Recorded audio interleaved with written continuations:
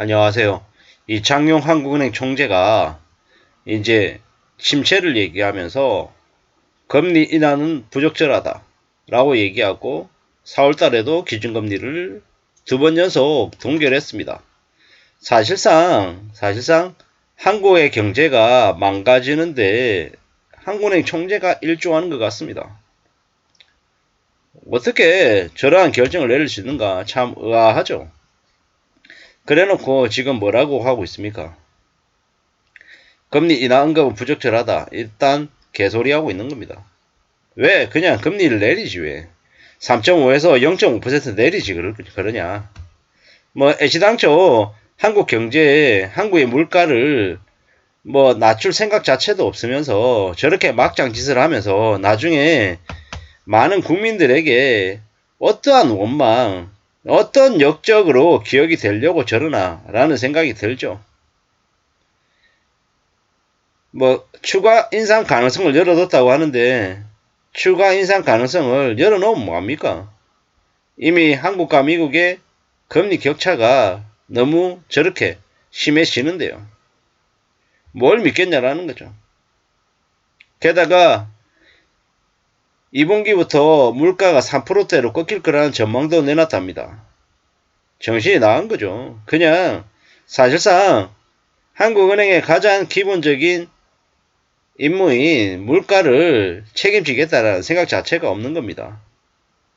게다가 5월달에 미국이 기준금리를 0.25% 베이직 스텝을 해서 5.25가 되면 한국과 미국의 금리 격차가 대한민국 건국 이래 가장 큰 1.75%가 됩니다. 한 번도 가보지 않은 길을 가는 거죠. 미국을 따라가기는커녕 미국하고 다른 길을 간다라고 하는데 저렇게 무서운 짓을 저질러서 어떻게 하려는 걸까요? 분명히 한국은행에 뛰어난 관료들이 되게 많을 텐데 그들의 명예나 그들의 사명감 이런 것들을 다 내팽개치고 저렇게 막장짓을 했다라는 게 참 어처구니가 없죠. 그냥 앞으로 대한민국이 어떤 상황을 맞게 될까요? 한국 경제가 엉망이죠. 근데 지금 저렇게 난리가 나고 있는 거죠. 이 앞으로 어떻게 될까요? 삼성이 서울에 있는 삼성 소유의 부동산을 매각했다라는 게 벌써 3년이 넘었다고 하죠. 아주 큰 충격을 대비하고 있는 거다라는 얘기도 많습니다. 이제 뭐 가계부채가 사상 최대다. 기업 부채가, 정부 부채가 엄청나다. 이런 얘기를 해도 뭐 그냥 사람들이 그런가 보다 하죠. 역대 최고급이다. 뭐 이런저런 얘기하지만 그냥 그닥 이렇게 생각이 없는 것 같습니다. 앞으로 어떻게 될까? 어떤 상황들이 벌어질까? 뭐 요새 언론 뉴스 같은 거 보면 마약이 창궐 한답니다. 왜 그렇게 마약이 창궐하는 걸까? 뭘까? 뭐 때문에 저럴까? 뭐 그냥 나라가 제정신이 아닌 거죠. 참 이렇게 빚이 엄청난데 한국은행 총재가 금리를 낮춘다. 뭐라고 생각해야 될까요? 저걸 뭐로 해석하면 맞을까요? 아무리 이해를 하려고 애를 써도 이해가 안 된다라는 거죠. 지금 PF 대출 폭발 아니면 기업들 연쇄 도산 부동산 관련한 급락 뭐 이런 것들이 뭐라도 하나 터지면 어떻게 됩니까? 원달러 환율 급등 주가 폭락 국가 신용도 하락 뭐 이런 것들이죠. 이게 뭐가 돼도 뭐가 터져도 하나도 이상하지 않는데 최소한의 한국은행이 한국과 미국의 금리 격차를 조금이라도 줄여서 리스크를 좀 줄여 나가려는 노력을 해야 될 것 같은데 줄여 나가기는커녕 그냥 윤석열 꽁무니 쳐다보면서 저렇게 그냥 정치인들처럼 짓거리를 하고 있는 거죠. 앞으로 많이 어렵습니다.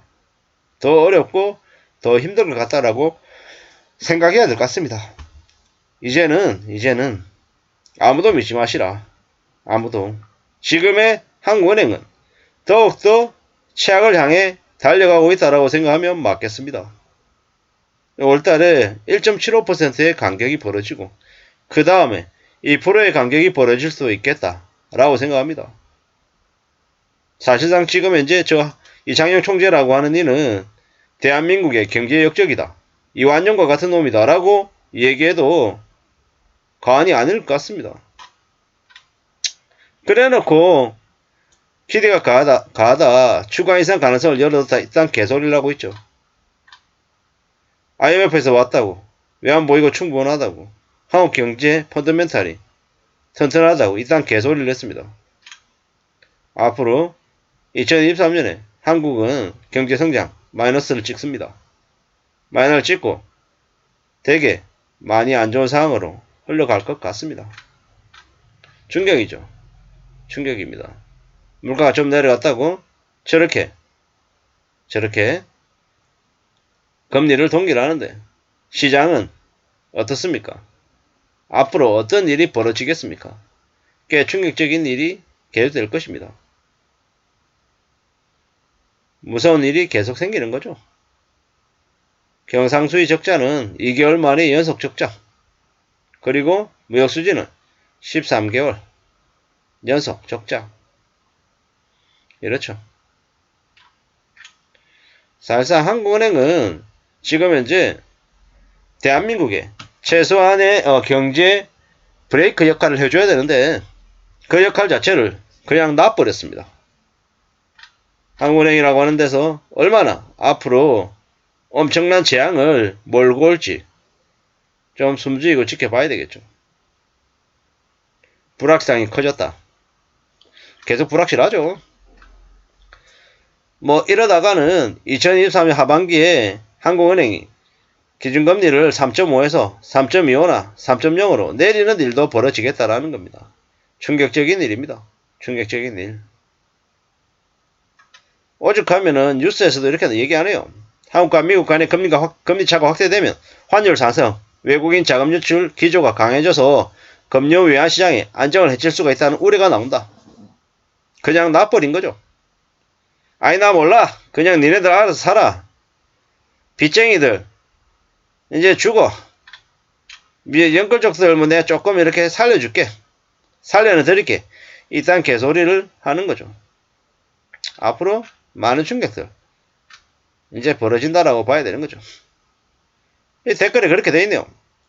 금리 동결이 웬 말인가? 고금리로 소비, 투자, 고용 감소되고 부도 파산, 수출 경쟁력 약화, 부동산 시장 파탄, 경기 침체 등 경기 파탄이 나고 있다. 즉각 5월부터 일본처럼 기준금리 인하하라. 베트남 등처럼 기준금리 대폭 인하시켜라. 대출금리 대폭 낮춰라. DSR 폐지해라. DSR 규제 없을 때도 엄격한 금융권의 대출 심사로 아무 문제 없었다. 경제 파탄 내는 하는 총재. 금통위원 판면하고 경제위기 극복하라. 이 반어법 맞죠? 저는 반어법이라고 생각합니다. 아무쪼록 지금처럼 이 암담한 현실을 앞으로 어떻게 우리가 살아야 될까 참 고민이 많은 요즘입니다. 아무쪼록 저나 여러분들의 삶이 조금이라도 나아지길 바랄 뿐인데 참 답이 안 보이는 것 같아서 답답한 것 같습니다. 이상입니다.